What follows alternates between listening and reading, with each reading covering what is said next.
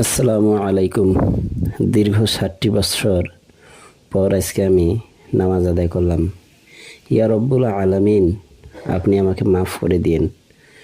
শয়তানের চক্রে হোক, নিজের ভুলে হোক, জানা হোক, অজানা হোক, যতই চাই হোক, রব্বুল আলামিন, আপনি তো সৃষ্টিকর্তা।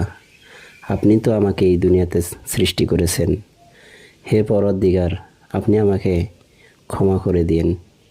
আমি যেন তোমার সামনের দিনগুলো তোমার ইসলামের পথে চলতে পারি। এমনকি আমার ফ্যামিলি যেন তোমার ওই ইসলামের পথে চলতে পারে, সেই তৌফিক তুমি দিও।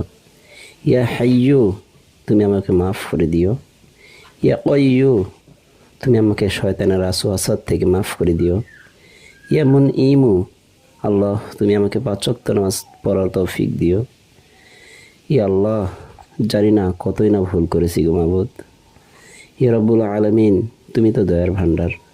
তুমি তো বলেছ, আমি যাকে সৃষ্টি করেছি সে খাস নিয়তে আমার দরবারে হাজির হলে আমি তাকে মাফ করে দেব। ইয়া আল্লাহ,